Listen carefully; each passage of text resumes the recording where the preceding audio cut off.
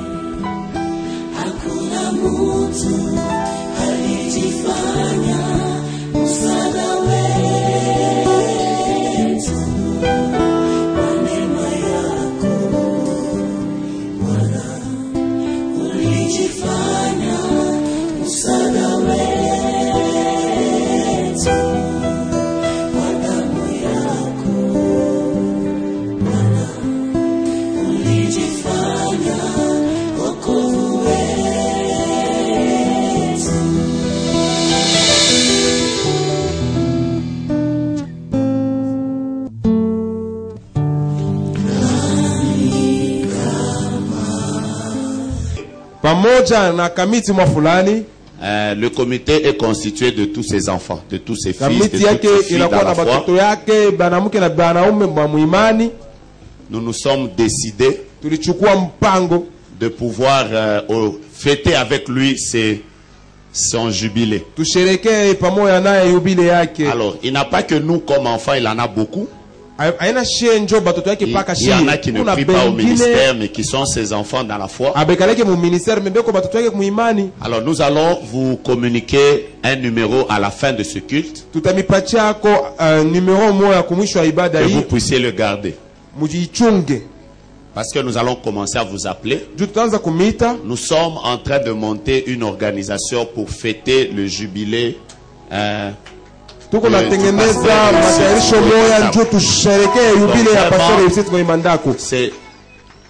50 ans, nous voulons les fêter. Son nom seulement a ouvert des portes aux gens. Son intégrité pendant toutes ces années mérite que, après que beaucoup de sa génération ont abandonné, nous voulons rendre grâce à Dieu de nous avoir donné un père, un mentor, quelqu'un qui nous a conduit dans l'intégrité. Nous voulons fêter ça. Alors, à la fin de ce culte, on va vous donner un numéro partout dans toutes les villes. Nous aurons une organisation. Nous allons étudier ensemble qu'est-ce que nous allons faire pour que l'année prochaine nous puissions fêter les 50 ans. Pasteur Patrick. Alors ce que nous allons faire, c'est ceci. Quand nous allons commencer à vous appeler, oui, maman, papa, maman, papa, frère, soeur, tout ce que nous allons faire, et nous, ces enfants spirituels qui voulons le réjouir par ce qu'il a fait. Okay? Dieu t'en peut donc faire. Sawa?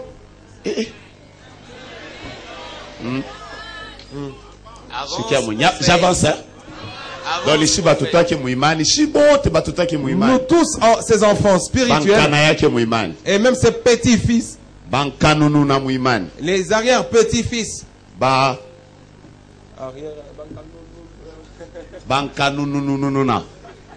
Les arrière, petits-fils. Alors nous allons le faire. Si vous êtes intéressé par ce que je vous ai dit, de partout où vous serez, entrez en contact avec nous au travers de nos antennes. Vous pouvez entrer en contact avec l'organisation de cette manifestation. Et ça va permettre à ce que nous puissions fêter les 50 ans avec joie. Que Dieu vous bénisse et que le diable vous oublie. Amen. Gloire au Seigneur. 50 ans, tout a fêté tout. Nous allons fêter les 50 ans. Il sera dans la joie.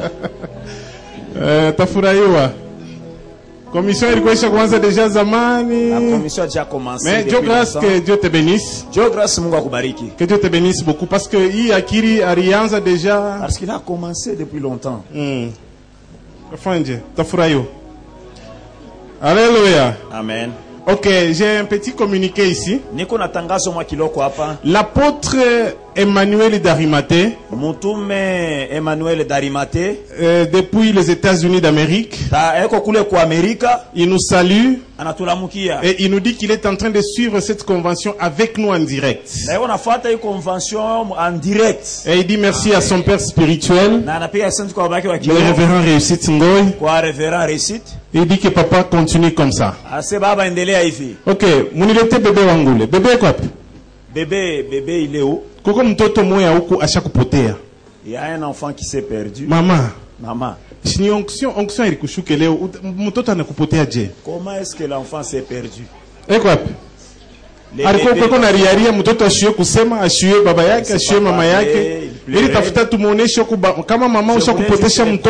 Si tu as déjà perdu un enfant,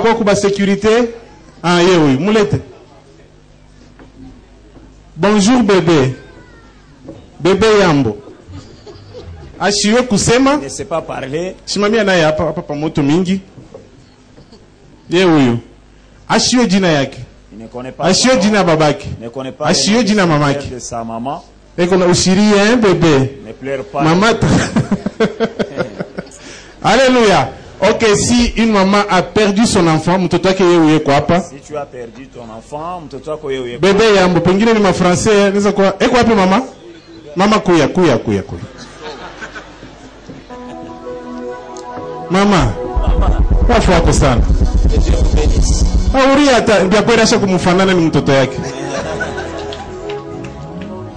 Kama ukonekane nilitaka kwenda naye kulikasi. Okay, picha kule ubebe mtoto yako. Rikupatia je mama yangu? Surveiller les enfants. Zamani hivi unaweza kupata problème. Ok, nous voulons préparer nos cœurs à écouter le message qui nous sera donné par notre Père. Moi, je le connais dans des moments pareils. Dieu parle avec lui. Alors nous allons plonger nos têtes dans l'adoration. Pendant que nous sommes en train de chanter, si tu sens qu'il faut adorer, adore le Seigneur. Et tu dis au Seigneur, parle à ma vie, parle à mon cœur, parle à mon ministère, parle à moi. Nous montons.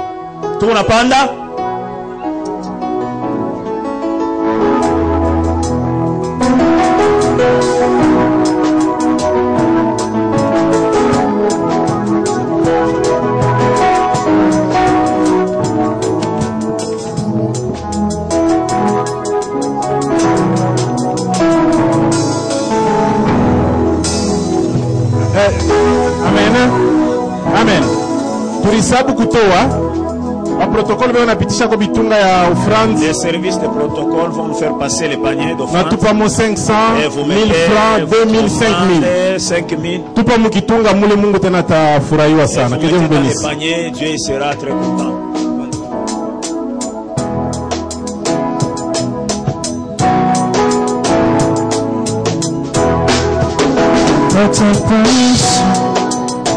Dominioko Naparacholai Nakotikate Komutola Yesu Nakotikate Kotumela Yesu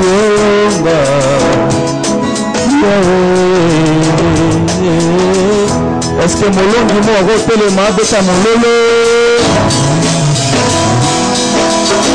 akapasi tominyoko atanatongai nakotika te kotombola Yesu nakotika te kotombola Yesu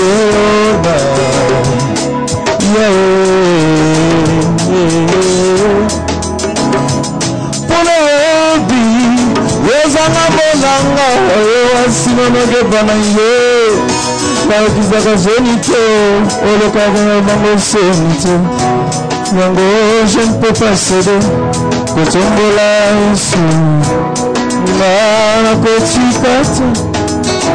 Nakotikate Kotombola Yesu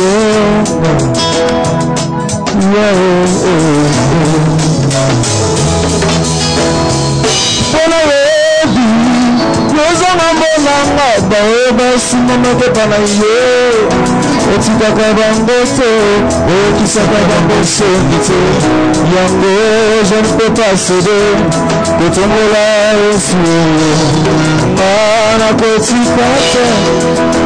Nakotikate Kotombola Yesu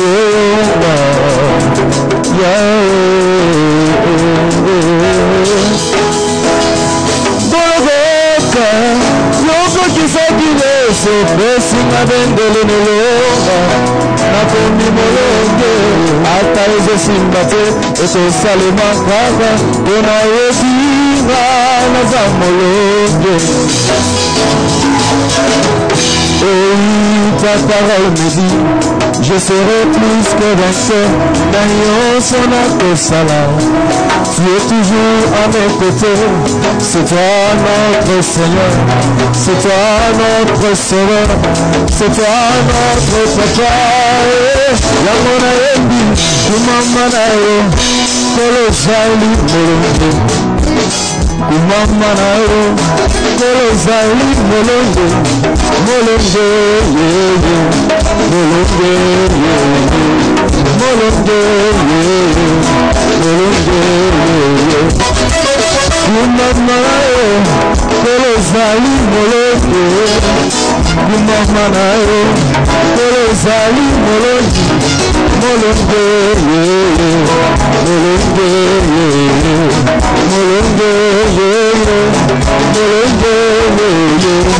Wanasema kimoto pesa kimoto Wanasema kimoto pesa kimoto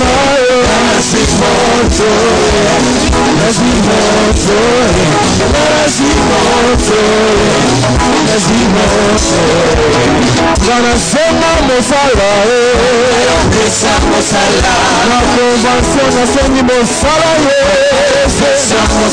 mosala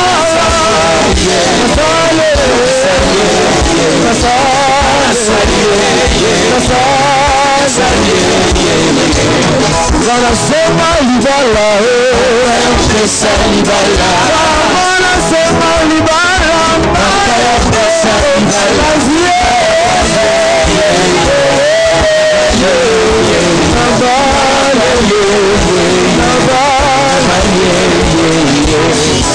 J'aime ce couple pendant que ça travaille parce qu'il va dans le bon qu'on a bali.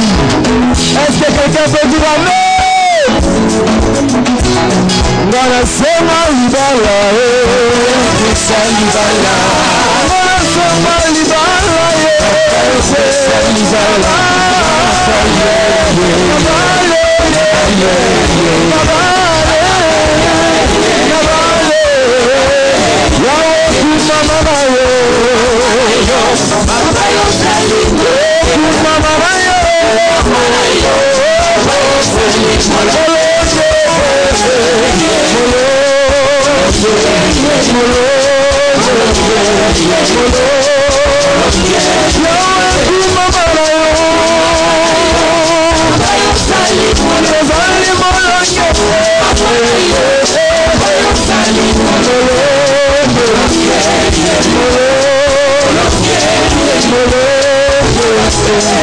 Molonge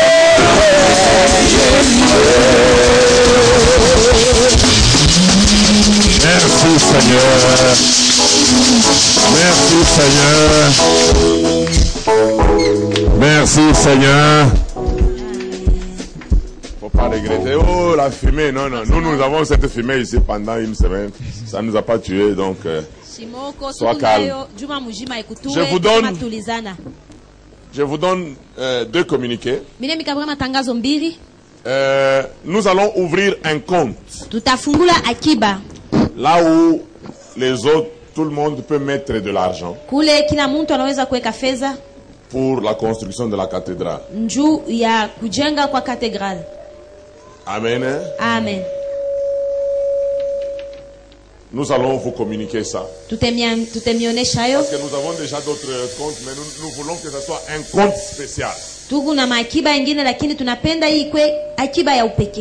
Ok. De 2. Nous avons eu une semaine merveilleuse. Mais on ne nous a pas présenté les gens qui ont fait la cuisine de cette semaine.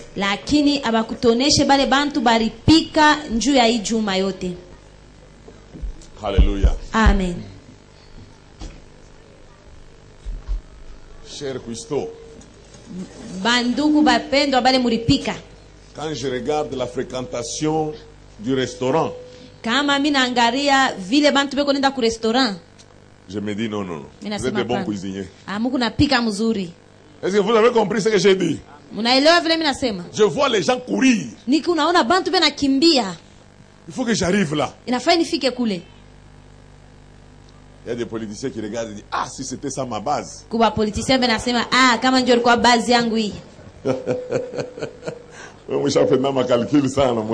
aimez beaucoup des calculs, vous. Comme ça, batoto ya Kolwezi, tutatengeneza Kolwezi bongo. Comme ça, j'ai dit, les fils et les filles de Kolwezi, nous allons arranger Kolwezi.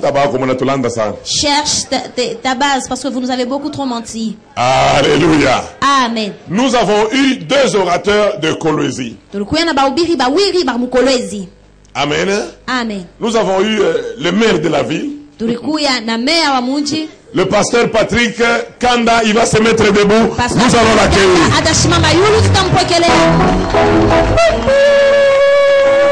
Alléluia. Amen. Nous avons eu le pasteur Eli Doum. Il va se mettre debout, nous allons l'accueillir. Alléluia. Amen. Est-ce que vous allez me permettre? Parce qu'il y a d'autres, c'est leur première fois d'arriver ici. Parce qu'ici, il y a une bonne lumière. Il y a des gens qui sont là au fond. Ils ne savent pas les voir. Est-ce que vous pouvez monter? Comme ça, on vous voit. En attendant, les photographes en profitent pour le marché.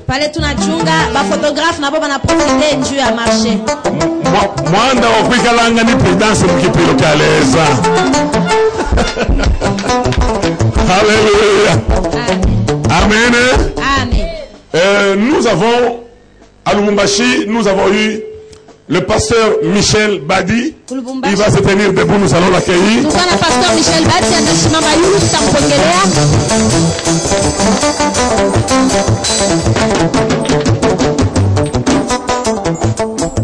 Nous avons eu le pasteur Raymond Kakouji. Pasteur Raymond Kakouji. Il va venir, nous allons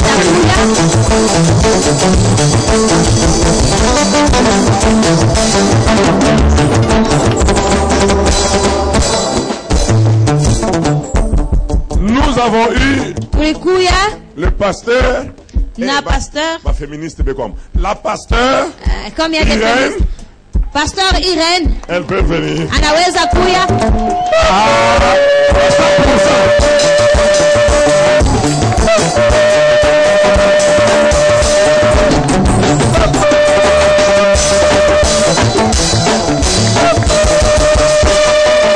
Je pensais que les 100% allaient faire beaucoup de bruit.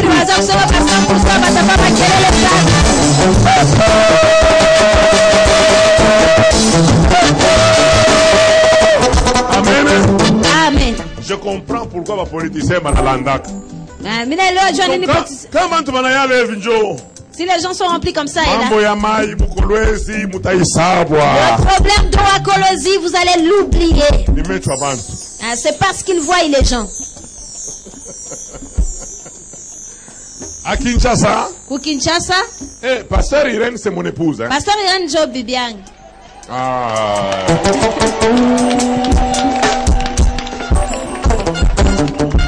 Alléluia.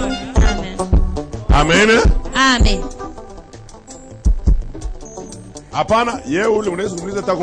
Elle est là, vous pouvez poser même la question à côté. Je ne lui ai même jamais pointé du doigt. Le pauvre, les mains sont à la croix. Je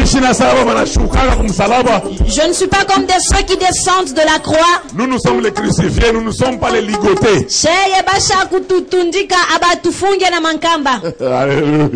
Amen. Nous avons l'évangéliste Songo de Jésus de Kinshasa. Songo de Jésus à Kinshasa.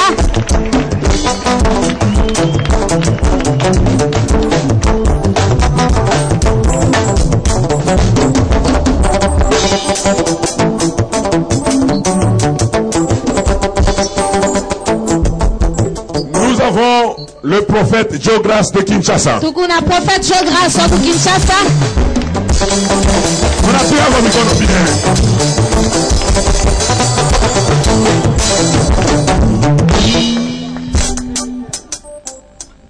Nous avons le pasteur Dieudonné Mouchaka de Londres. Tukuna pasteur Dieudonné Mouchaka wa Londres.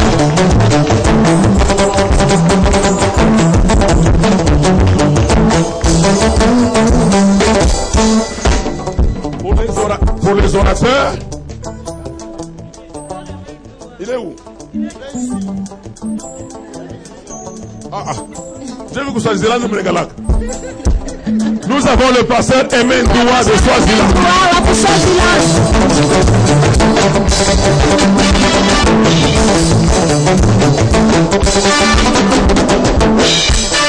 Amen. Amen. Lui, il vient du pays là où un jour de fête, toutes les femmes vierges laissent les seins. Les seins nus comme ça. Dans un stade. C'est pas facile de prêcher là-bas. Hein? Un avocat m'avait dit. Ils étaient partis au Swaziland pour une conférence. Comme le programme retardé, on leur a dit on vous prend 1 heure. Comme ça, vous allez assister à la cérémonie des vierges avec le roi. Quand ils sont allés là-bas pour 1 heure, ils ont fait 5 heures.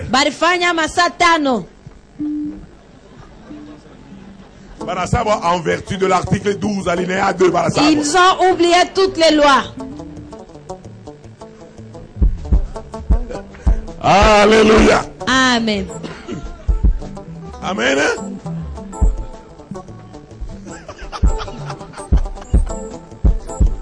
Alléluia. Amen. Ce sont là les orateurs. Y a-t-il un autre orateur? Et l'autre orateur, c'est moi.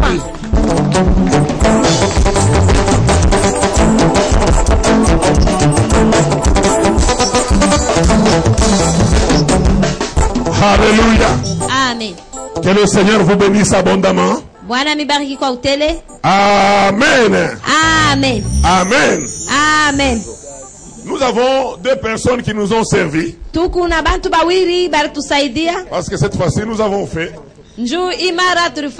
le chef de la salle de conférence. Le chef de la salle de conférence. C'est le pasteur Julien. Nous sommes appelés nous sommes habitués à l'appeler Musée. Pasteur Julien, Musée, il n'est pas célibataire, son épouse.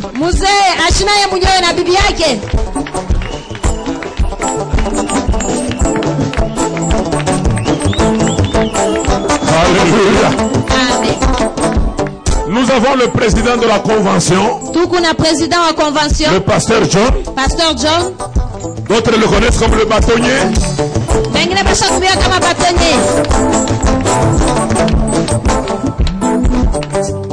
Ça, bâtonnier et qu'on a mouché Jésus. Ça va être défenseur judiciaire. Maintenant, le bâtonnier danse pour Jésus. Maintenant, toi, le défenseur judiciaire.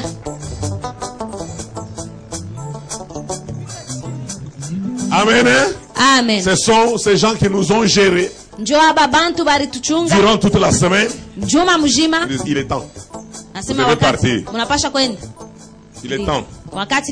Votre message doit s'arrêter. Que le Seigneur vous bénisse. Alléluia. Nous avons des héros dans l'ombre. Nous n'allons pas vous les présenter. Les gens que j'ai dit. Moi,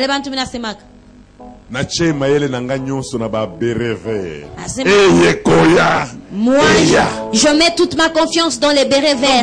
Advienne que pourra. Il y a des gens qui prient, même en Europe, même en Amérique, ils prient pour cette conférence. Il y a des gens qui ne sont dans aucun film qui sont là derrière. Avec les missiles Tomahawk. Nous avons les gens qui sont dans l'organisation. Ne t'en fais pas même si on ne t'a pas présenté. Dieu t'a déjà vu. Tu vois, Dieu est très bon. Papa, si tu demandes à une personne, il dira que tu demandes trop. Dieu, si tu lui demandes, il dira que tu es un homme de prière. Tu préfères demander qui? Ça. Maintenant, c'est 50 ans. Maintenant, dis 50 ans. Tout ça. Et que l'épave ne te trompe pas. Le moteur, il est vieux, il est ancien. Amen. Amen. Je vous connais, pour te dire avant de prêcher, nous allons chanter avec les gens qui connaissent ça.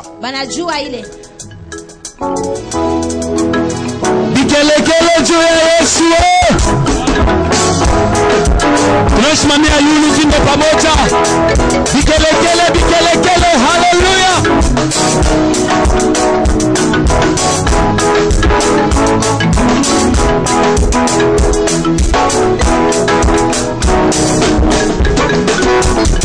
Sepelela, fatumona mulovo. Haleluya.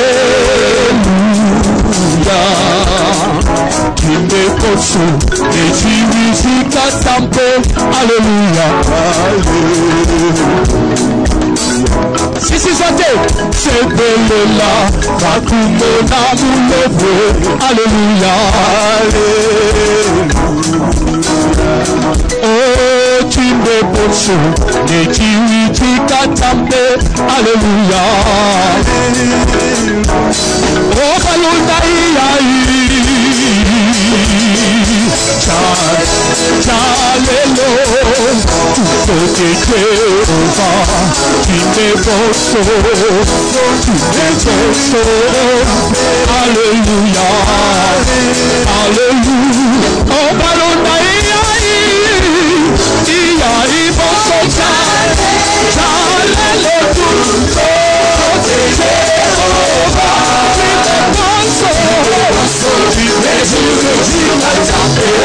Hallelujah.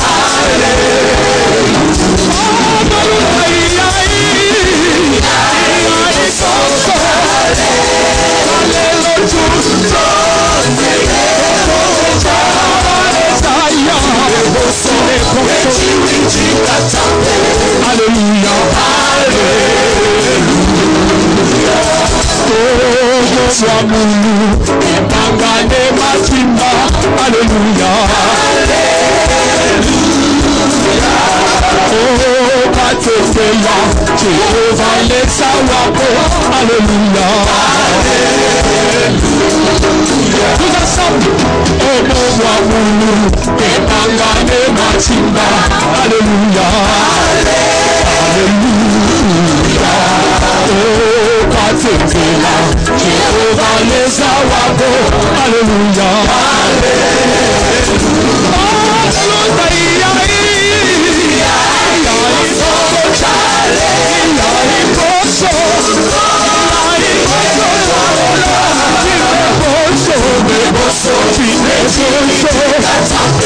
Hallelujah.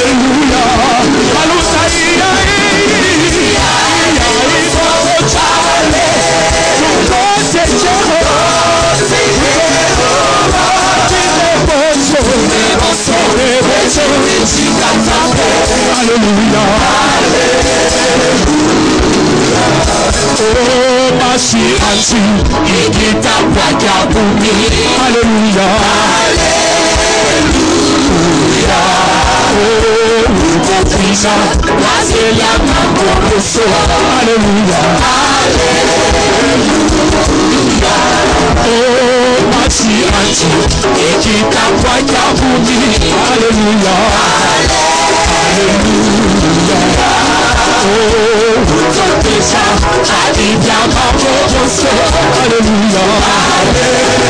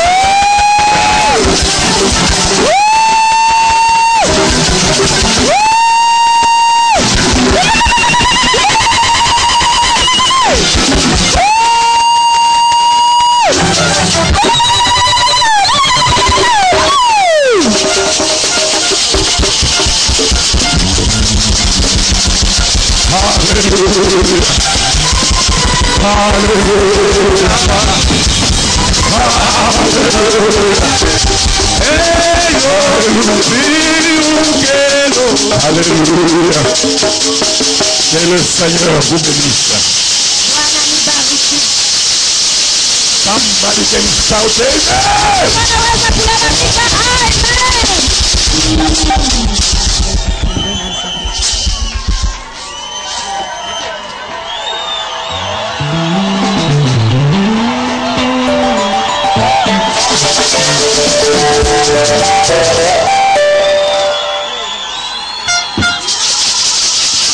Alléluia. Que le Seigneur nous bénisse. Bon appétit. Bon appétit. Esther 4. Esther 4. 14. 14. Car si tu t'étais maintenant, le secours et la délivrance surgiront d'autre part pour les Juifs. Et toi et la maison de ton père, vous périrez.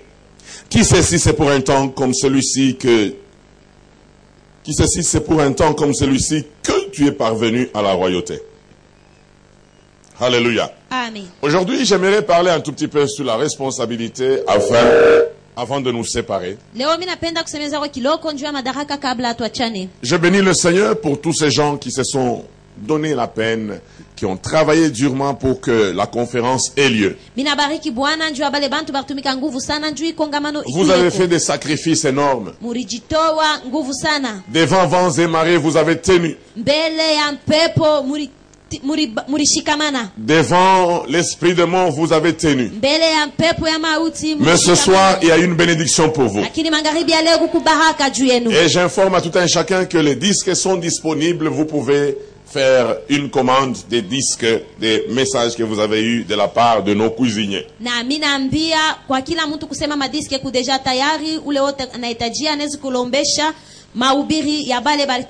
C'est 2500 un disque. Ni 2500 disques moya. Amen. Amen. J'aimerais qu'on me fasse aussi un disque seulement sur l'atmosphère prophétique. Alléluia. Amen. J'avais le pasteur de Goma ici. Pourquoi pasteur à Goma apa? Il est parti ce matin.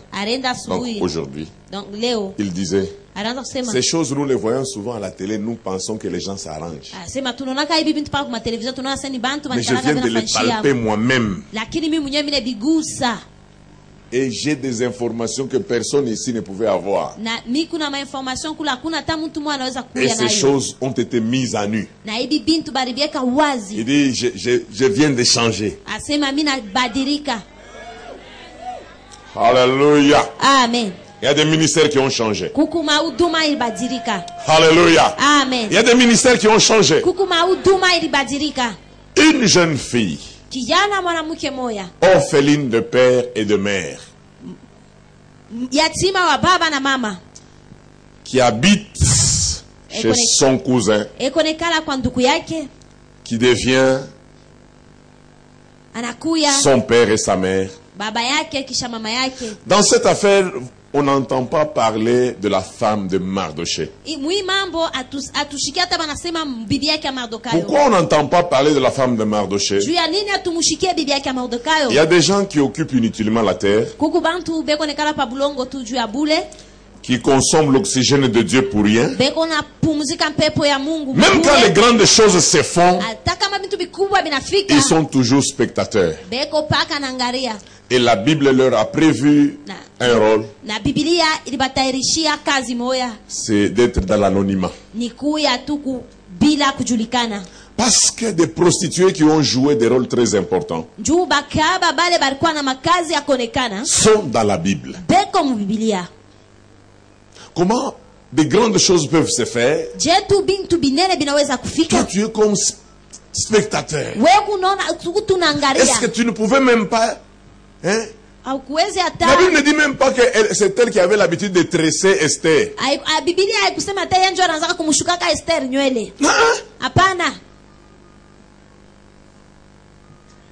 Donc ça montre que même Mardoché, ce sont des genres de personnes quand il arrive le soir. Il appelle Esther. Esther, tu as déjà mangé?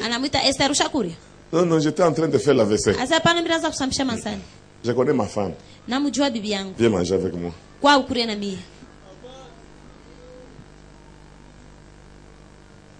Je soupçonne. Des grandes choses comme ça, sa femme n'apparaît pas.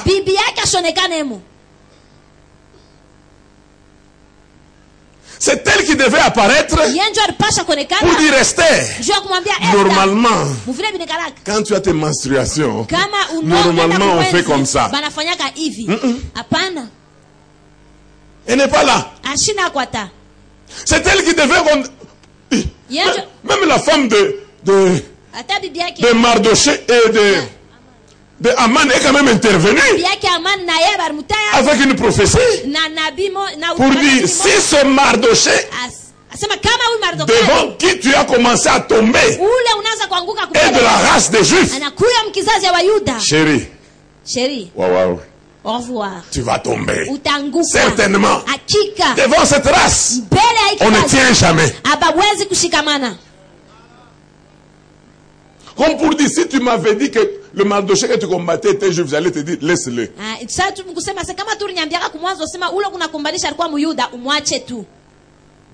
La fille grandissait dans cette maison. Une information est venue que le roi voulait une femme. Mardoché regarde cette fille. Il dit non. L'oncle, même s'il était mort. Non, c'était vraiment une moule. La fille ici.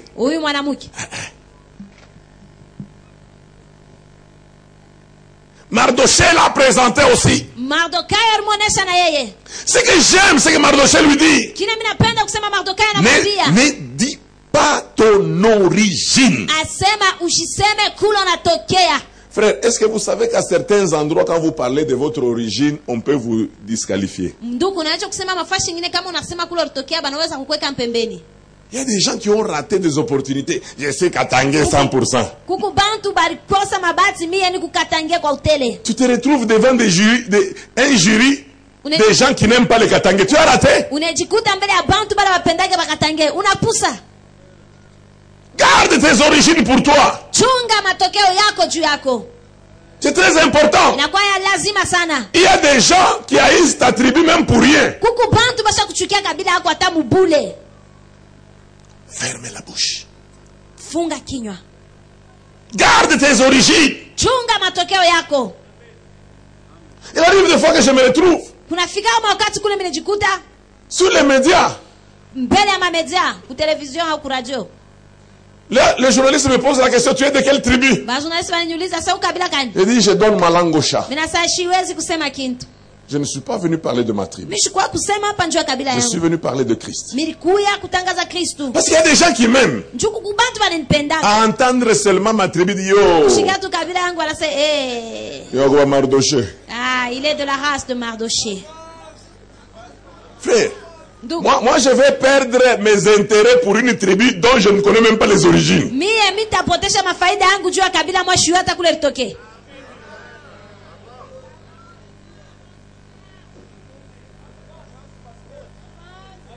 Il y a une stratégie que tu dois prendre. Comment avancer?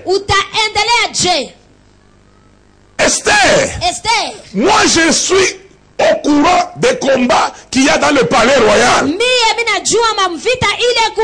Si les gens connaissent tes origines, dans tous ces milieux-là, il y en a qui peuvent même te disqualifier. Imaginez-vous dans tout, chez Agé, chez tous ces gens-là où Esther est passée, il y a des gens qui pouvaient haïr les Juifs. Comme Aman était là. Cette histoire de népotisme, tribalisme, même chez les Blancs. Donc certainement que Aman avait déjà injecté les membres de sa tribu là-dedans. Donc il suffisait qu'Esther se retrouve là et qu'on dise c'est la cousine à Mardoché. Elle pouvait rater. On l'a laissée comme ça. Elle a suivi les consignes. Vous savez, il y a des bien-aimés. Je le recommande quelque part. Je lui dis, là où tu vas, ne fais pas l'appel à l'offrande. N'exige rien. Fais seulement le travail.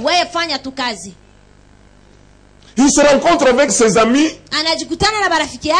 les bishops Fiston et les apôtres Gelor. Il dit, ah, c'est une opportunité. Il fait l'appel à l'offrande. Il me téléphone, il dit, papa, c'est vraiment ton enfant. C'est pourquoi il ne te ressemble pas.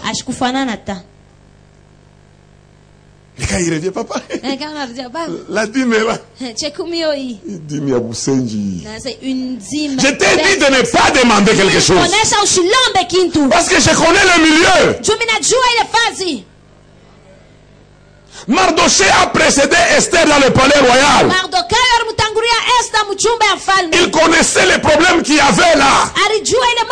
Dans le palais royal. Un frère a engagé un autre frère. Il lui dit, mon frère, ne viens jamais me voir au bureau. Qu'on ne sache pas que tu es mon frère. Mais non. Et tu ne peux pas pause. Il est seulement essentiel à la pause là. Ah frère, comment? Il dit, mon frère, j'ai de combat dans ce travail. Comme on ne sait pas m'atteindre, on va te frapper toi.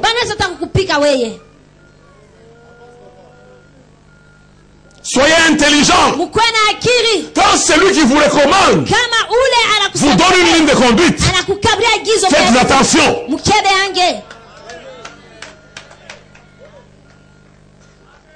Quand il vous dit là où nous allons, il ne faut pas parler.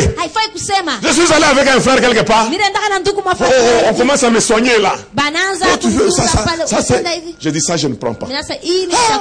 J'entends seulement le frère. Moi, je prends.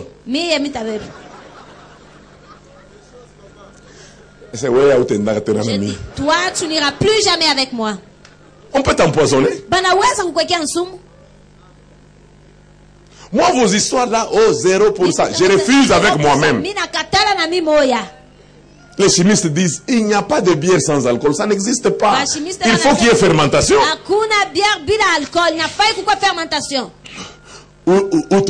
Ça, c'est pour le miel.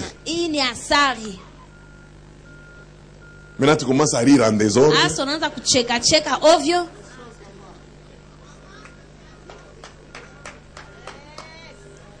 Quand tu vas quelque part, les gens qui t'ont précédé, ils peuvent éveiller ta conscience. Attention là-bas. Et cette fille, ça montre que c'était une fille obéissante. Elle a accepté comme ça. Elle a fait comme Mardoché lui avait dit. Elle est restée dans le palais royal. Maintenant le message commence. Vous savez, là où le bas blesse dans le ministère,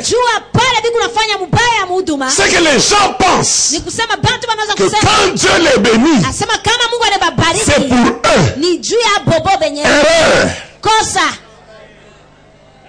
Erreur. Jésus n'est pas monté à la croix pour que tu aies beaucoup de vestes. Encore moins que tu aies beaucoup de jeeps. Encore moins que tu sois député. Ou que tu sois ministre. Non. Si Jésus permet que tu atteignes un certain niveau, il veut que ce soit pour lui. Parce que si tu sais que c'est pour lui, tu vas le défendre dans tous les milieux. Dans un pays, un pasteur a commencé à parler comment les chrétiens pouvaient s'occuper aussi de la politique, tout ça. Le gouvernement de ce pays commençait à trouver un peu ce pasteur dangereux. Il n'avait pas d'agenda politique. Il voulait éveiller seulement la conscience des chrétiens. Dans les services spéciaux, les services de sécurité de ce pays, il y avait des sorciers. Alors ces sorciers sont allés voir le numéro 1 des services de sécurité pour dire, chef, le poste ou la vie du président est en danger. Il y a un pasteur qui veut révolter les gens. Ils se sont organisés, même pour organiser un accident, pour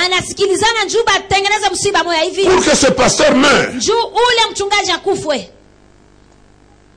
Mais parmi eux, il y avait un chrétien qui a appelé son chef à côté. Le chef, ne soit pas rapide à prendre une décision. Ces gens veulent te faire commettre une erreur. Moi, je connais ce pasteur. Je le suis pendant des années. Je vais t'amener ces disques. Le chef a dit, c'est bon. On a amené les disques. Le chef est resté au bureau depuis le matin. Il a suivi les disques. Il a grondé ce jour-là.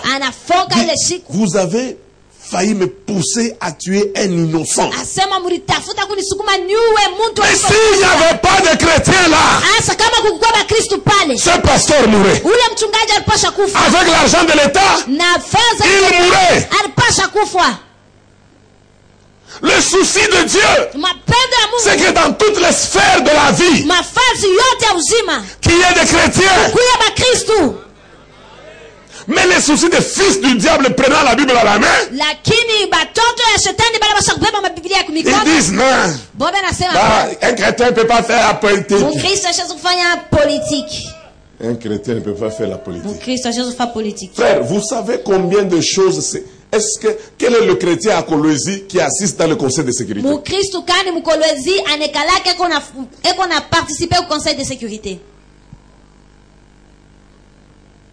Nous avons besoin d'en avoir. Parce que dans le conseil de sécurité, une décision peut être prise.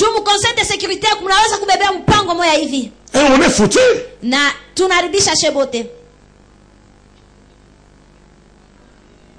Oh, sur le campus, il n'y a que la corruption. Nous avons besoin d'avoir des professeurs d'université chrétiens. Oh, normalement,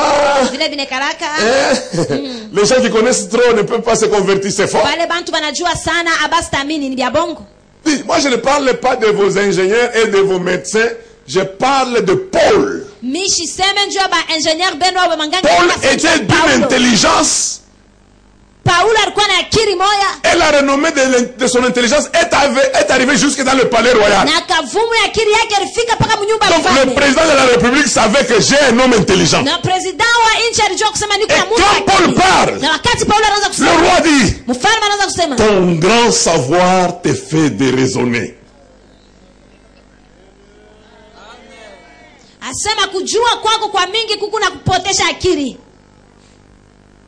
Un homme extrêmement intelligent.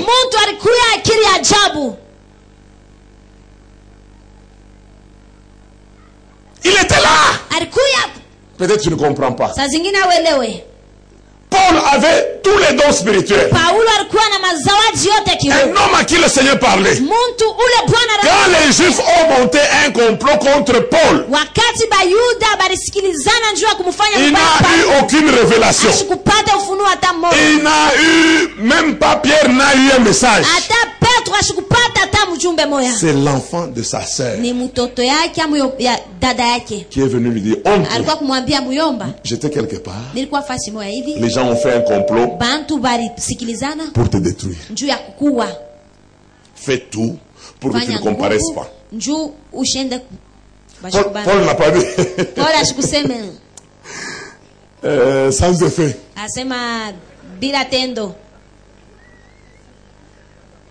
Sharama mama. Yama sandaraba. Yama mama. Seigneur, que les Juifs ne me voient pas. Yama sanda. Story there. Paul dit, Dieu parle tantôt d'une manière. Appelez le geôlier.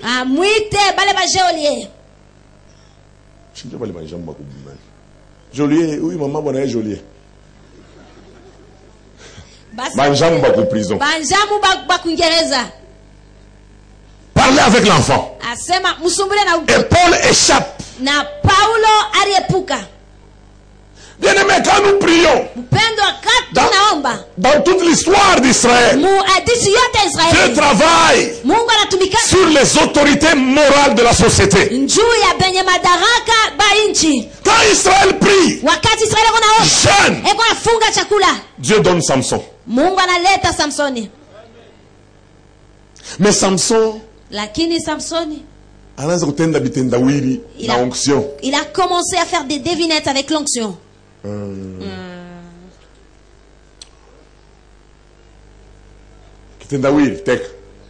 Devinette. Devine quoi? Du méchant est sorti les deux. À plusieurs reprises, Samson est dans la maison de prostituées. Il n'a pas compris qu'il était devenu l'autorité morale. L'autorité morale des enfants d'Israël. Et que Dieu devait opérer par lui.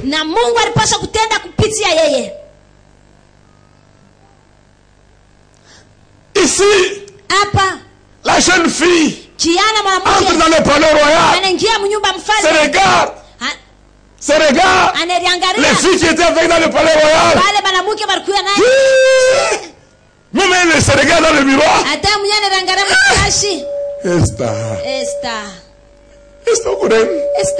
Est-ce qu'on peut voir la reine?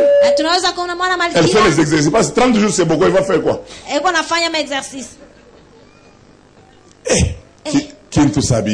C'est une jolie femme. Bonjour. Elle se regarde dans le miroir. Bonjour. La reine va parler. Je suis la reine. Vous voulez quoi? Pendant qu'elle se réjouissait de ça, Dieu dit, petite, je ne t'ai pas appelé pour tes joues et tes maquillages. J'ai précédé les événements. Alléluia. Amen. Vous savez pourquoi la plupart de nos frères chrétiens meurent facilement en politique? C'est parce qu'ils pensent qu'ils ont été là-bas pour eux.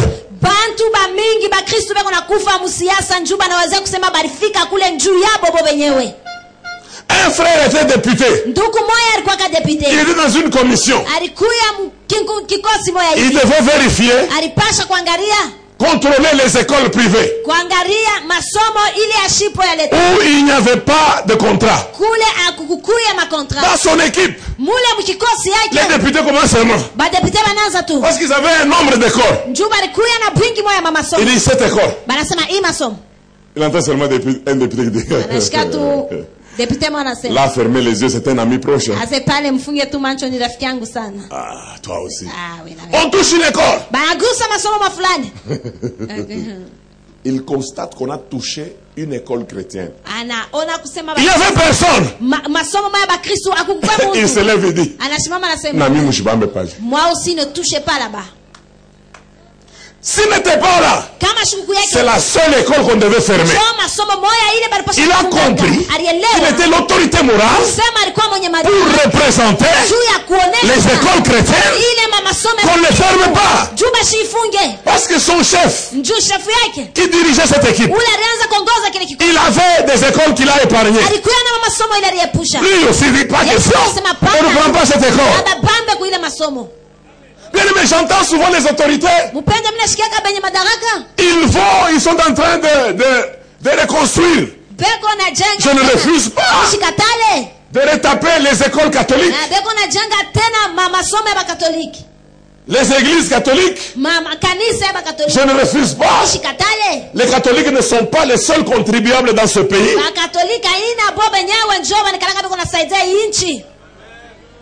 Tous nous payons les impôts. Tous les véhicules des païens, des chrétiens ont des vignettes. Mais il n'y a personne qui peut arriver là pour dire non. Il y a aussi des écoles là-bas.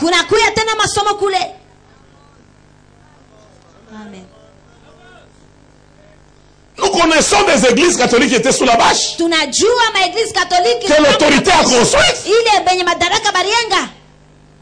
Une église pentecôtiste est aussi une église ou entre les contribuables. Mais nos frères qui sont là-bas,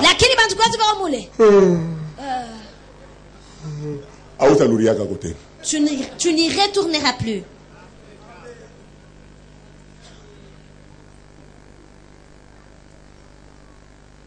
Esther, sois grande. Comprends que si tu es un Moumi, ce n'est pas pour toi seul.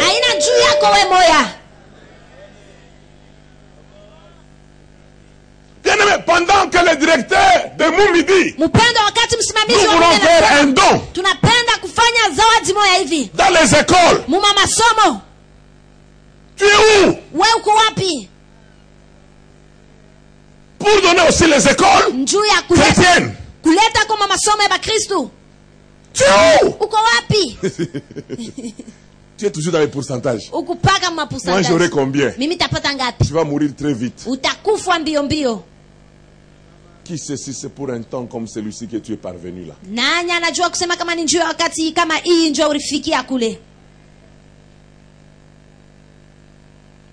Nous n'avons pas besoin que tu viennes nous montrer tes vestes. Tu es commandant de la police. Tu chantes même dans la chorale. On amène un pasteur. On le traîne. Pour une fausse histoire. Toi tu commences à lui dire, tu vas me donner combien? Fils du diable.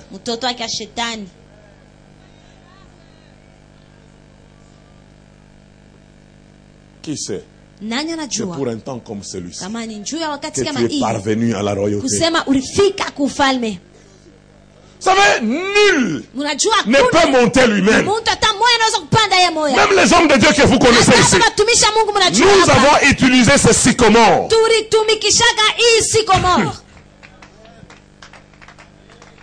Quand nous remplissons une salle comme ça, nous vous les présentons.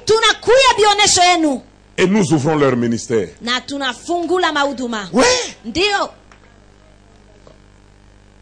Nous avons besoin d'avoir des chrétiens dans l'armée. Même si tu es dans une équipe où on veut violer, tu dis on ne viole pas parce que je suis là.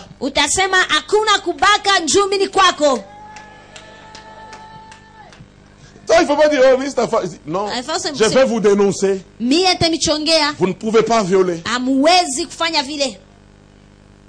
Le gouvernement attend de l'église. Je ne sais pas comment on s'est arrangé pour ne recruter que des farceurs qui nous ont représentés.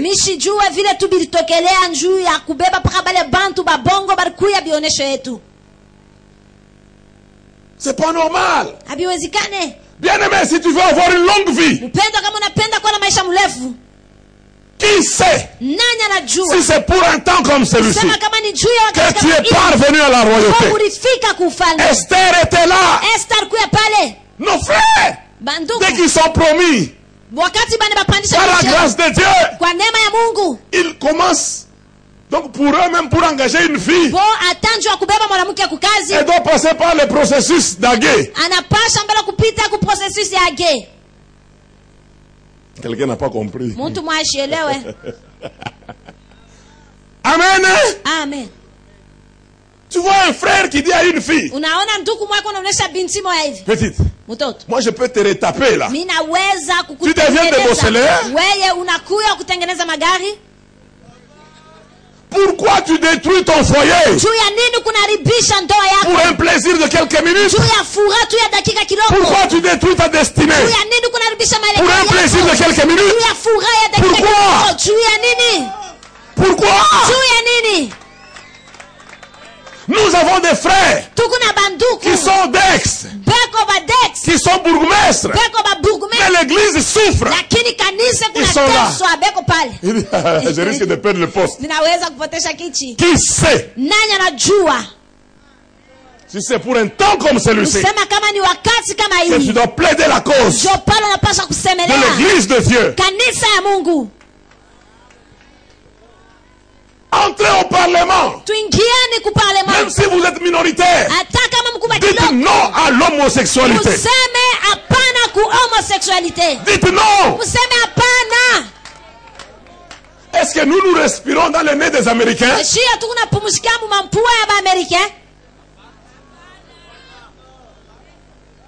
Oh, Obama a dit, Obama c'est Jésus.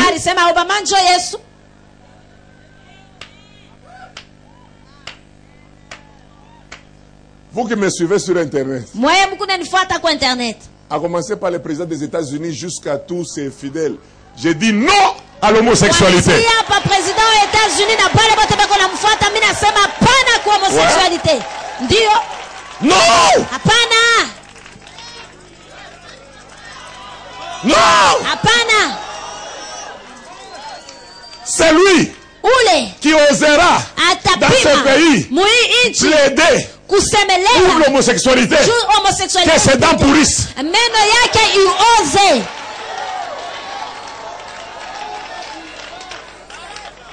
Comme ça, l'argent qu'on lui a donné pour le corrompre, qu'il ne mange pas, qu'il boive seulement la bouillie.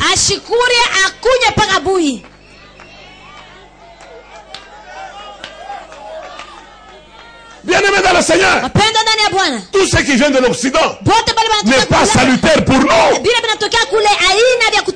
problème c'est quoi? Frère, montez pour défendre la cause de l'église. J'ai vu à Lubumbashi un bourgmestre a jeté une bombe lacrymogène. A demandé au policier de jeter une bombe lacrymogène. Dans une église. Personne n'en a parlé. Il y avait des enfants. Ce n'est pas mon église. Je suis passé à la télé pour dire ça, non. Ça, non. Ça, nous n'acceptons pas. Et puis c'était pourquoi il n'avait pas d'autorisation de bâtir. Regardons un peu toutes vos maisons que vous avez. Vous avez les autorisations de bâtir? Est-ce que ça vous demande de jeter une bombe lacrymogène? Des gens comme ça qui ne retrouvent jamais une position dans la vie.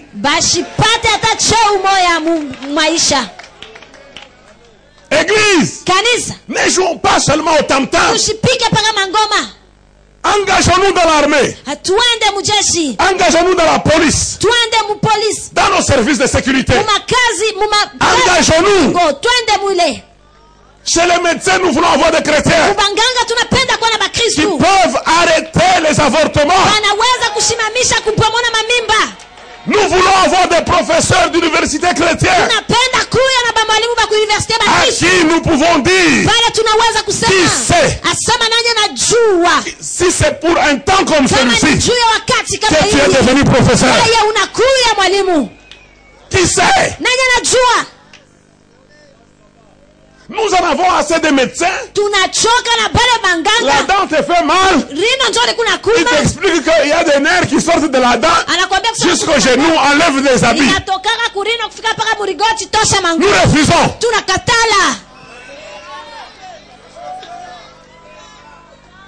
Nous refusons des médecins qui consultent nos femmes qui ont le rhume. Mais qui leur disent non, le liquide muqueuse commence par le talon et monte, enlève les habits. Nos femmes ne sont pas vos nounous.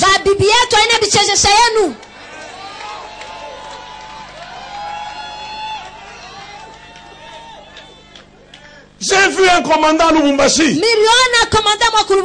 Il arrête une femme. Fait entrer la femme avec son bébé au cachot. Et le lendemain, le bébé meurt. C'est quoi ça? L'heure est arrivée où nous voulons avoir des magistrats qui font justice à la veuve. D'ailleurs, je maudis tous les véhicules des magistrats corrompus au nom de Jésus.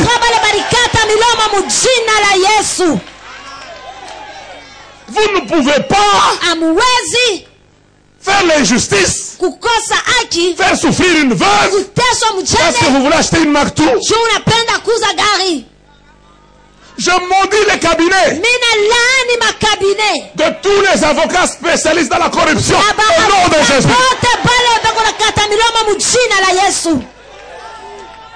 Que vos cabinets sèchent. L'église est là pour essuyer les larmes. On en a assez. Le Seigneur t'a amené jusqu'au-dessus. Tu n'engages que les gens de ta tribu. C'est pas correct. Esther, qui sait si c'est pour un temps comme celui-ci? Et c'est resté la culture des Juifs jusqu'aujourd'hui. De s'infiltrer dans tous les domaines de la vie pour protéger la vie des Juifs. Même là où il y a les négociations avec l'Iran, les Juifs sont dans l'équipe. Vous voyez, ça sera comment? Il est même possible dans l'équipe de Eya qui vont aller pour respecter. Il est possible qu'il y ait un Juif. Pourquoi? Ils ont compris dès leurs ancêtres, qu'ils ne vivent pas pour eux-mêmes.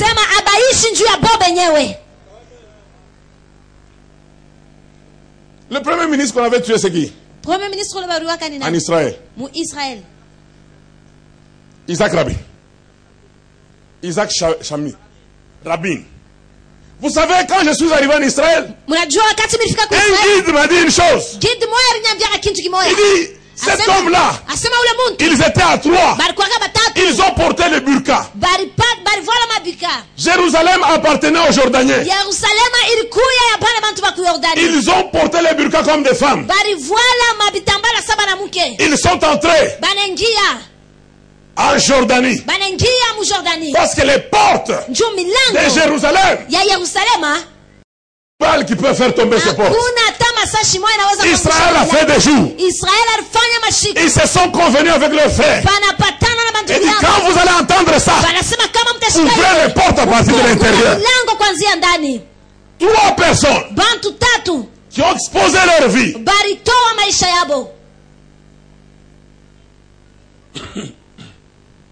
Ils sont entrés. Dès qu'il y a eu le signal, ils ont sorti le fusil. Ils ont abattu les geôliers. Ils ont ouvert les portes. Les commandants juifs sont entrés à Jérusalem. Jusqu'à ce jour, Jérusalem est revenu entre les mains d'Israël. Quel esprit!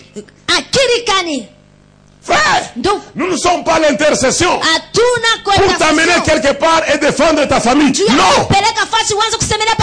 Non! Oublie nos prières. Tu ne nous appartiens plus. Parce que tu ne réponds pas à ce que tu veux. Il y a des gens qui ont des promesses. Dieu ne les exécute pas parce qu'ils sont tellement égoïstes et l'église ne trouve pas son compte. Frère, moi, quand je trouve une voie, j'appelle mes enfants. Il dit, il y a une voie que j'ai ouverte. Dès qu'on me dit, non, tu peux venir encore. Je suis fatigué, est-ce que quelqu'un d'autre? J'envoie. Petit, il y a du lait. Va prendre le lait. Le petit là, il vient. Papa, ils m'ont laissé les dents dehors, ces gens-là. Aujourd'hui, les églises ne vont pas loin. Pourquoi? Nous, les pasteurs, nous travaillons pour notre propre compte. Non! Propulsons les gens. Vous deviendrez grand quand vous allez réussir à propulser les autres. Mais oui! Moi, je ne peux pas faire une concurrence avec mes enfants. Par contre, je veux bien les classer pour que la chose réussisse. Je regarde et je dis non, je sens que les offrandes me résistent. Il dit, petit, joue d'abord dans le milieu. J'ai dit non, joue jusqu'à la fin du match. Maintenant, si c'était toi, je vous ai demandé l'argent ici. Vous avez endurci les cœurs. Vous voulez seulement les prophéties. Vous êtes mauvais. Eh, va-t'en. Est-ce que l'argent pour lequel il a fait appel, ça lui appartient? C'est seulement moi qui va les compter. Il y a des gens qui se battent contre eux-mêmes. Frère, il y a des endroits, dans certains pays, j'arrive. Dès qu'on apprend que non, c'est le président de la génération jeune. C'est toi le papa de tel prophète. De tel pasteur. Pasteur Flan. Nous respect. Ah, maintenant, moi, je respire dans tous les respects là. Tu bois quoi? Le jus de kiwi. Jus à kiwi. Ah, dans un endroit pareil que je demande le jus d'orange. Pourquoi? Je me glorifie dans mes enfants. Amen. Amen. Amen. Amen. C'est très important. Oh, ton enfant a fait ça. Ton enfant a fait ça. Ni wangu. C'est mon fils.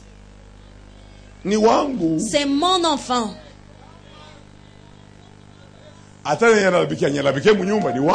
Même si il n'est pas bon qu'il reste pourrir dans ma maison, il est mon enfant. Ce n'est pas en bloquant les autres que Dieu va te donner leur don.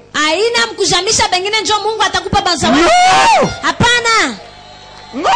Hapana! Il y a certains de mes enfants qui ne comprenaient pas. Au bout d'un temps, ils se sont rendus compte que je les aimais et tout ce que je faisais, c'était pour parce que je les aimais. Quand Dieu donne un don à l'église, frère, si nous perdons ces dons, nous l'avons perdu. Dieu va remplacer par un autre. Dieu, lui, il est assis devant une machine en train de te fabriquer les gens. Quand vous perdez quelqu'un, vous l'avez perdu. C'est fini. Samson et chez les Philistins. Il tourne la mer. C'est fini pour vous. Vous voulez quoi? On commence à vous frapper. Il n'est pas là. Je fournis un effort pour que je ne perde pas un seul. Même pas un seul.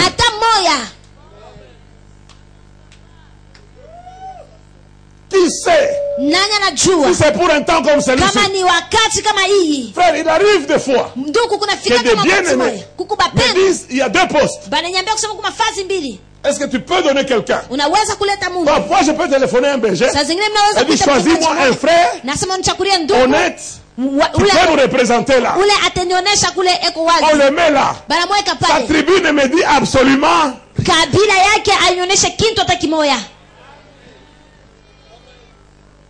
Et Dieu va voir que je suis fidèle, il me donnera d'autres opportunités. C'est bien qu'on vous fasse ça. Faites-le aussi pour les autres. Frère, je ne parle pas de la génération Joël. Je parle des chrétiens dans tous ces pays. Est-ce que je peux vous dire quelque chose? Est-ce que vous savez que tous ces Ouest-Africains sont dans les organismes internationaux? Les gens qui sont rares, ce sont les Congolais. Même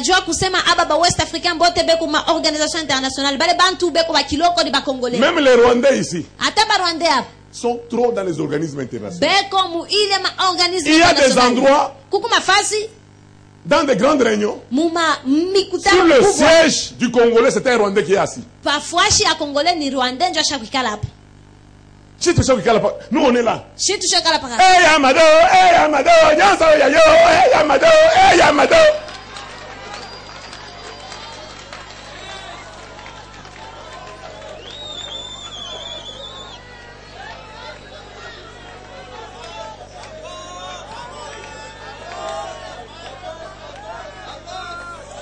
Alléluia. Amen. J'ai appris que dans les lobbies juifs, dans le lobby juif, dans le lobby de certains Américains, il y a certains Rwandais qui sont déjà entrés là. On vous dit non, les Congolais sont des terroristes. Alors que c'est nous qui sommes agressés. Pourquoi? Parce que les Congolais, nous n'avons que des combattants. 19 ans à Londres, ils ne savent pas parler anglais. Hey, Amado, c'est tout ce qu'il connaît. Il ne sait que chanter. Des gens comme ça vont vous représenter où? Kishoto. C'est pas normal. Je sais que mes bien-aimés de la diaspora, vous me suivez.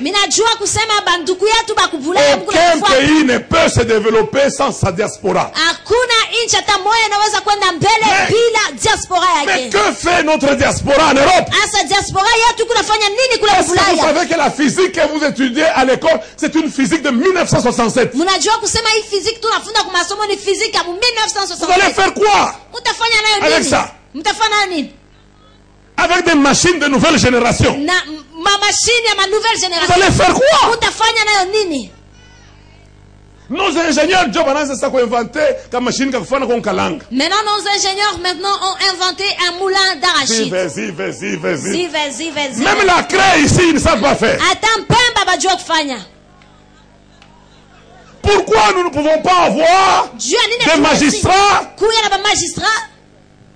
à la CPI? Pourquoi on ne peut pas les avoir? Même les Gambiens, les Togolais ont déjà là.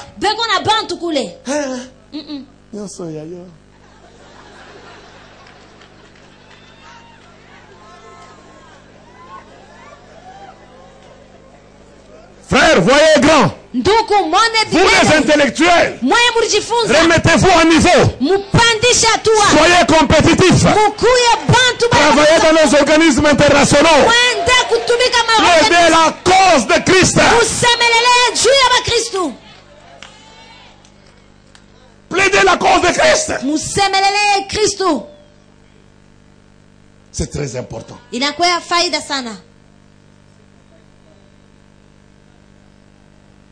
Parce que la diaspora, elle joue un rôle. Dieu, il peut vouloir un peuple. Mais qu'est-ce qu'il fait? Il prépare l'autorité morale. Si cette autorité morale oublie qu'elle est là pour l'église, on est foutu. Parce que les décisions vont se prendre au Parlement. On va dire maintenant tous les cultes ne doivent pas dépasser 2 heures. On va faire quoi? On aura un orateur par jour. À César ce qui est à César. À Dieu ce qui est à César. Oh frère, vous savez que 30 minutes. Frère, parlez un tout petit peu, 30 minutes. Le gouvernement a déjà refusé la prière. Mais si nous nous avons nos frères là, ils vont demander une motion. Ils vont dire, quand vous allez dans la sorcellerie, est-ce qu'on vous fixe le temps? Oui. Parce que nos frères sont là.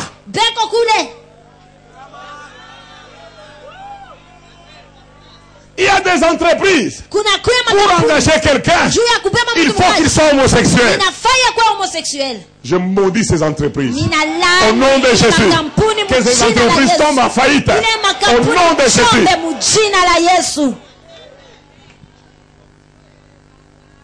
Vous savez, le pape qui était polonais, c'est qui? Jean-Paul II. Jean-Paul II, les Polonais l'ont suivi. Pour dire, mais regarde la Russie, ce qu'elle nous fait. L'URSS, ce qu'elle nous fait. Jean-Paul II leur a dit, c'est bien. Préparez-vous. Je suis une autorité morale. Quand je vais parler, manifestez-vous. Parce que dans les grandes réunions, j'aurai une voix. Le pape ouvre seulement la bouche et dit, comment devons-nous vivre l'esclavage jusqu'au XXe siècle? Les pays sous l'autorité de l'URSS souffrent encore. La Pologne commence. Le monde entier savait que le pape a parlé. Les Polonais ont dit, c'est nous qui t'avons amené jusque-là. Il est mort cet homme, sachant que j'ai libéré mon pays. Aujourd'hui, combien de gens peuvent souffrir pour que le peuple soit bien? Même les députés chrétiens sont toujours dans les commissions. Même les ministres avec leurs prophètes sont toujours dans les commissions. Après qu'il ait terminé à voler, son prophète lui dit, tu seras premier ministre. Association de malfaiteurs. Le pays a besoin de l'église. Église, lève-toi. Église, lève-toi. Mon frère, là où tu es, manifeste la vie chrétienne. Et une femme, elle n'est même pas pentecôtiste. Elle est catholique. C'est une religieuse. Elle est venue chez moi. J'ai prié pour elle.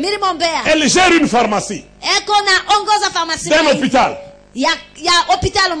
Cette pharmacie a toujours souffert des commissions. Et dans cet hôpital, il n'y a jamais de médicaments. Je lui ai appris. Qui sait si c'est pour un temps comme celui-ci que le Seigneur a permis que tu sois là. Elle a saisi ça. Elle a dit à tous les fournisseurs, présentez-moi vous appelez ça comment? Bon de livraison. Avec des réels prix. Oh non, toi tu auras combien dit non, je n'en ai pas besoin. Donnez des réels prix. Il a pris quelques entreprises. Il dit non, toi tu auras combien dit, pas question. Non.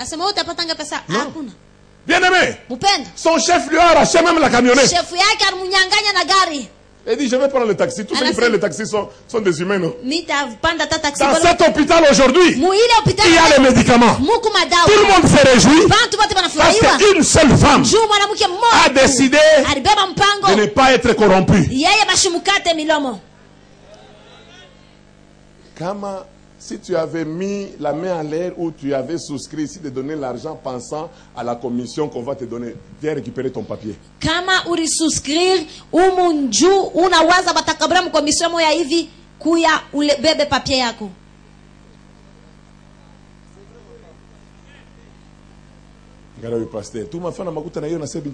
Regarde ce pasteur, nous avons besoin d'argent, il est en train de dire. Chrétien! Mon Christo!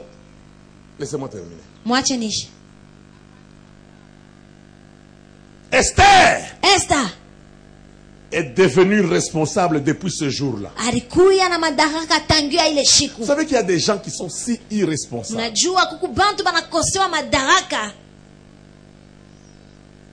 Vous savez qu'il y a des hommes de Dieu sans personnalité. Kuku batumishi ya Mungu bashipo personnalité. Une 8e femme t'appelle. Mwanamke wa 8 anakuita. Tu es là. Uku pale. Baba. Seigneur. Mutende weko wa mingi. Agis. Qu'elle se convertisse. Et santé. Dieu me dit, les autres vont mourir, toi tu vas rester l'unique. Ah, c'est la sorcellerie. Ini buloji. Frère, tu dois être tenté aussi. Donc mais tiens bon. Lakini shikamana. Tiens bon. Shikamana. Le pays a besoin de nous.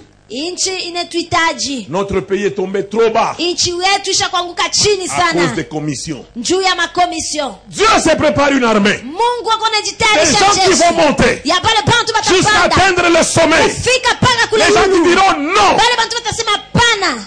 Vous savez, il y a des politiciens qui doivent apprendre à se taire. Munajua kuba politiciens wanapaswa kwanza kuikala kimya. Parce que le président lui-même il passe et dit si j'avais 6 personnes honnêtes, le pays devait déjà avancer. Vous n'êtes pas parmi les 6 personnes, vous êtes toujours à la télé. Président mwenyewe anashimama anasema kama mimi nilikuwa na bantu 6 ba honnête nchi ilipasha kuendelea. Hauna taka katikati ya bale ba 6 mais huku paka naendelea kuonekana kwa television. Si le ridicule pouvait tuer. Kama tu bumbavu. On allait avoir les deuils toute l'année dans ce pays. Pasha kuwa na kilio mwaka mzima mu hii nchi.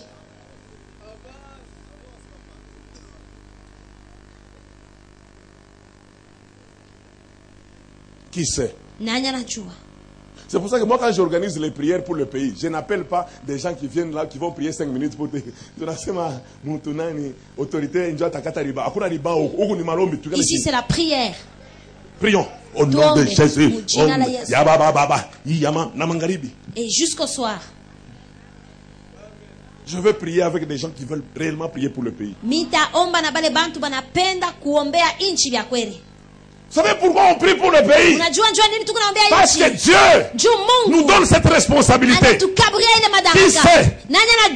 C'est pour un temps comme celui-ci que tu es devenu pasteur, que tu es devenu prophète, que tu es devenu intercesseur, que tu es devenu la femme d'une autorité. Qui sait? Who knows? Frère, les cieux des cieux appartiennent à Dieu. La terre appartient au Fils des hommes. Depuis ce jour-là, quand Dieu veut agir sur la terre, il cherche les hommes. Avec qui il peut travailler? Dieu a commis l'erreur de te chercher toi. Parce que tu fais sa honte. Un pasteur qui divorce pour rien, et puis qui trouve une femme de ministère, et puis qui continue à parler. Si le ridicule pouvait tuer. Vous pensez que tous ces gens qui n'ont pas encore divorcé, tout tourne en rose? Non! Il y en a qui vivent des temps difficiles. Ils sont sur le passage qui dit que ceux qui sont mariés passent comme s'ils n'ayant pas de femme, car Jésus revient bientôt.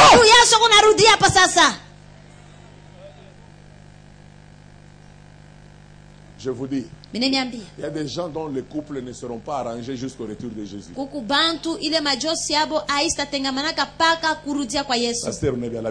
Pasteur, là, vous avez tout gâché. Mais vous ne voulez pas qu'on vous dise la vérité. Nous avons eu des frères dans des entreprises, des voleurs. Un pasteur chef de charroi automobile, voleur. Dès que le camion sort, il vole les lui-même, pasteur. Est-ce qu'on t'a obligé d'être pasteur? Gélor. Le camion est en train d'arriver là. Faites sortir le fût. Pasteur. Dans les entreprises ici. KCC, Moumi, tout ce que vous connaissez, tout ça. Quel est le témoignage des chrétiens? Quel est le témoignage des chrétiens? Tu es toujours dans le groupe des gens de ta tribu. Non, sorcier. Tu viens te moquer de qui? On ne se moque pas de Dieu. Ce qu'un homme aura semé, il le moissonnera certainement. Église, nous sommes une armée forte. Lèvons-nous. Avançons. Arrêtons le discours. Faisons. Moi, je n'ai pas l'objectif de devenir le plus grand millionnaire du ministère. Je m'en fous. Je veux le jour où je suis en train de mourir. Que abengi na kombo ya pongiliwa. Que je dorme. Le pasteur est en train de mourir. Pasteur Banani. Qui sont-ils?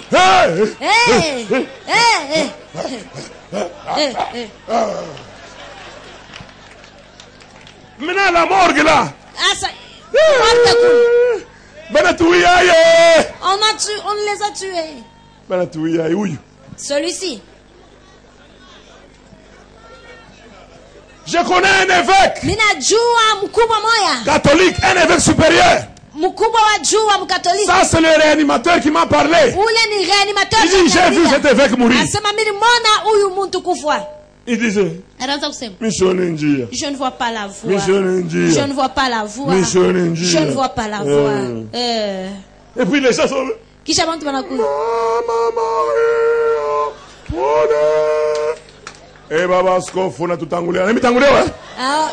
où est-ce qu'il vous a précédé? Un enfant. Mungena. Vous commencez même à prier. Oh, Mutagatifu. Il n'est pas Mutagatifu. Ce n'est pas un saint.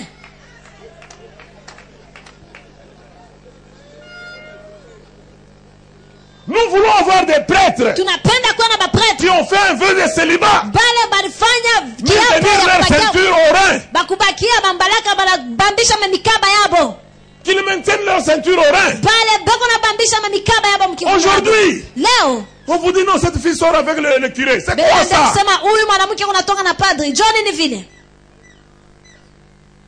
Ça c'est quoi ça? Nous n'avons même pas de journalistes dans ce pays. C'est toujours c'est vous qui faites que nous soyons là. Le seul millionnaire qu'on a dans le pays. Grand prêtre Boami Balete.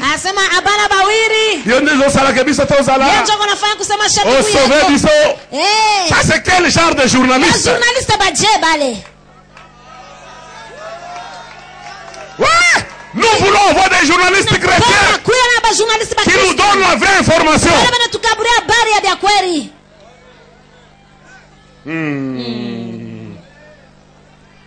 N'est-ce pas qu'on va me chasser? Mais qu'on te chasse. Je termine en vous disant ceci. Les gens que Dieu appelle, ils ont un défi. C'est la mort. Même Paul regarde la mort. Il dit mort. Continue. Mort, où est ton aiguillon? Mort, où est ta victoire? La mort a été engloutie dans la victoire. Pour que tout un peuple soit sauvé. L'autel était là. Il manquait de sacrifice. Esther a dit, moi je serai le sacrifice. Elle est montée sur l'autel. Et le feu est descendu. Pourquoi? Donc Esther a regardé. Et dit maintenant là, je me suis réjoui du palais royal. J'ai mangé le camembert. J'ai mangé des omelettes baveuses. J'ai mangé la boulonnaise. J'ai mangé les macaronis fouettés au cervelas. J'ai mangé les bourguignons. L'heure du travail pour pour lequel j'ai été élevé à la royauté est arrivé.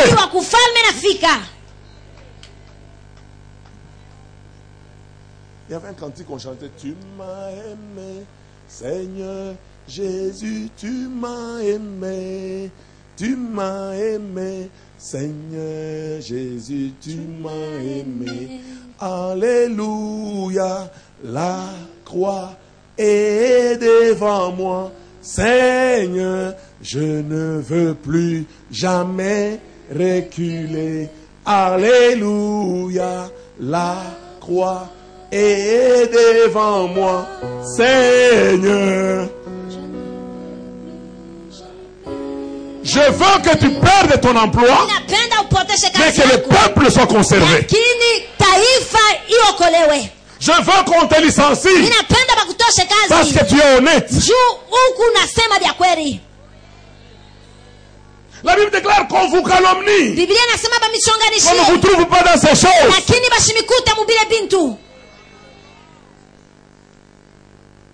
Vous savez, nous avons des problèmes très sérieux. Il y a des gens, quand on parle à la télé, disent, oh, lui, il croit qu'il n'y a que lui qui est saint. Mon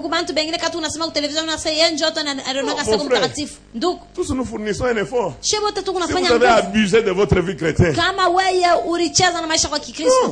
ne faut pas jouer. Tout le monde n'est pas comme ça. Même les gens, j'entends les gens dire, oh papa, je suis allé tel pas, j'ai voyagé. Est-ce que vous savez que le voyage c'est pas bon pour le pasteur? Parce qu'on est toujours en prière et puis on dort. Le voyage est bon quand tu es à la plage avec une indienne là. Vous vous mentez mutuellement, tu sais. Je vais t'acheter un château en Espagne. Tu sais, tu as une beauté. Et puis elle te fait manger un peu les frites. Tu sais que les frites ici, ça me rappelle l'Espagne. Nous, c'est toujours, vous vous réveillez le matin. Oh, maman Pélagie au linge. Ah, maman Pélagie est là dehors. Qu'est-ce qu'il y a? Papa. Ah, elle ne parle pas. C'est ça que nous, on a.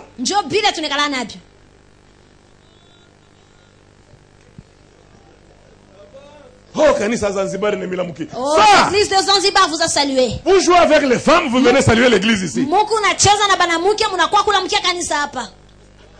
Un frère a trouvé un pasteur avec la bière en Tanzanie là.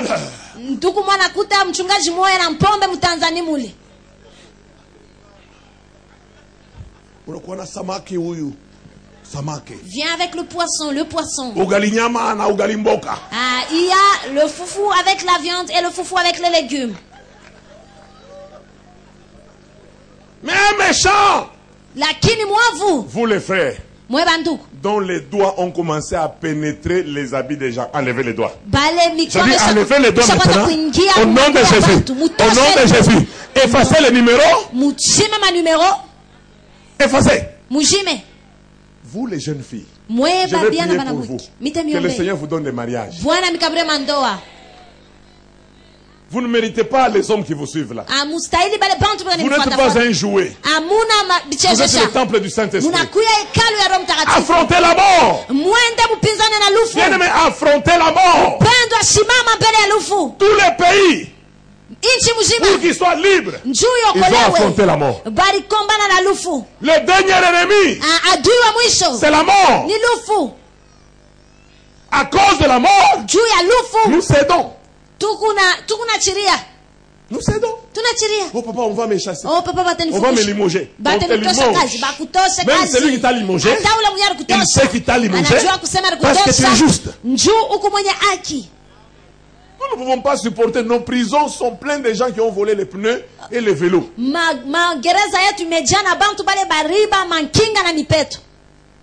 Mais les gens qui ont détourné les deniers publics sont toujours libres. Et puis quand ils arrivent dans notre église, nous leur donnons même la prière de clôture.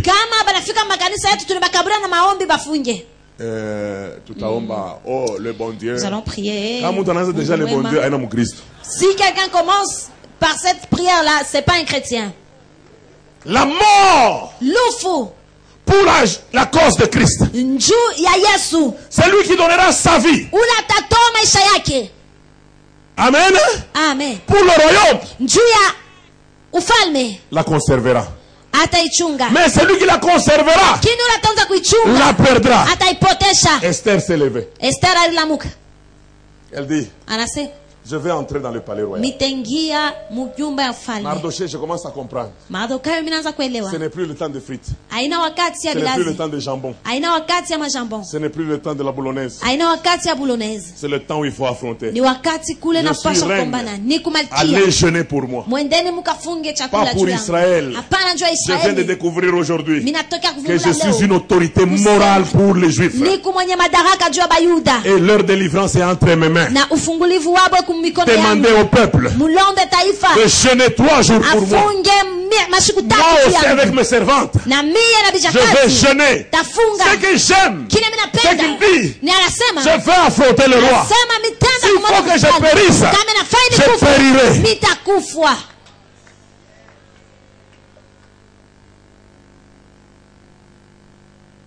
Elle est entrée. Le roi lui a tendu le sceptre d'or. Et la délivrance des Juifs a commencé. J'ai entendu des chrétiens qui parlaient à propos de Pasteur Raymond. Pasteur Raymond va retrouver ma présidence. Les pasteurs Raymond ont travaillé à la présidence. Au lieu d'acheter trop de maisons là. Mais ils sont toujours Surtout toi, tu ne seras même pas chef de quartier. Parce que ton cœur est mauvais.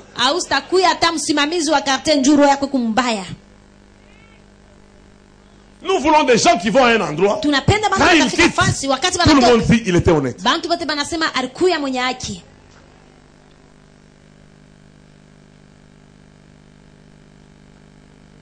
Il m'a donné un témoignage un jour. Il était au ministère de l'énergie. Les gens sont venus. Ils ont dit non. C'est le coordonnateur qui prend toujours notre argent. Ils ont vu le ministre. Alors, le ministre a dit, quel coordonnateur? Il dit Raymond. Le ministre a dit allez, sortez d'ici. Sortez d'ici. Je ne vais pas voir ici. Il ne prend même pas d'argent. C'est très important. Il voyage avec le ministre. Il ne boit pas le vin. Il faut mettre quoi la présidente. Qu'est-ce que je pourrais faire? Que je prenne seulement, que Dieu me sanctifie seulement. Donc, quand le président insuline, donc si le président s'injecte l'insuline, que tu t'en injectes aussi. Et le président n'a pas besoin des hommes changeants comme ça. Il compte sur des gens qui ne sont pas remuants. Sur les gens sur qui on peut compter. Oui. Affronter la mort. Frère, est-ce qu'on peut te licencier pour la cause de Christ? Are you ready? Est-ce qu'on peut te licencier pour la cause noble de Christ? Je veux maintenant des gens qui sont devenus conscients maintenant. Ils commencent à se rendre compte que c'est pour un temps comme celui-ci que le Seigneur a permis qu'ils puissent être là où ils sont. Et qu'ils veulent jouer leur rôle. Ils vont se mettre debout. Nous allons prier avec eux.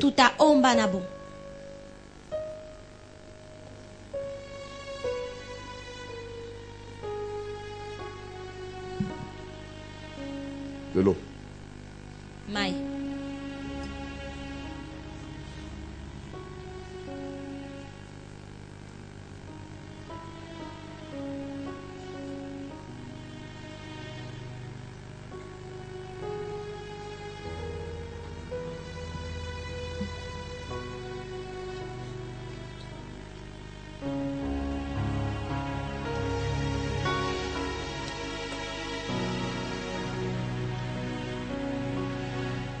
Pas de demi-mesure.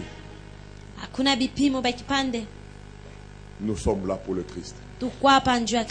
Comme les soldats de Jésus. Frère, qu'on ne t'utilise pas pour empoisonner quelqu'un. Qu'on ne t'utilise pas pour licencier quelqu'un injustement. Qu'on ne t'utilise pas pour détruire le foyer de quelqu'un. Qu'on ne t'utilise pas pour détourner les fonds publics. Qu'on ne t'utilise pas pour piéger ton prochain. Qu'on ne t'utilise pas. Qu'on ne t'utilise pas. Meurs même pauvre mais honorable.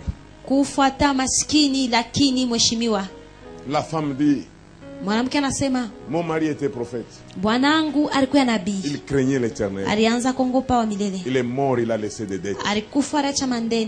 Et le prophète est intervenu dans sa vie. Parce que son mari craignait réellement l'Éternel.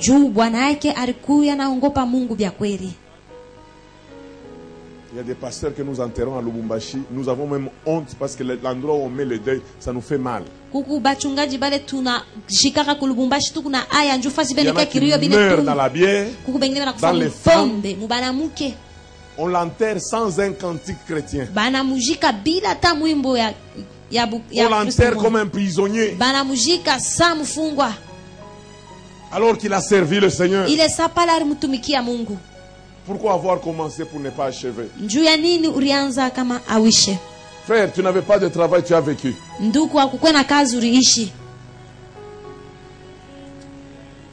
Nous nous sommes assis sur les banquettes métalliques. Nous avons prié le Seigneur. Dans des conditions très compliquées. Nous ne savions pas ce que nous allons manger le lendemain. Nous avons honoré le Seigneur.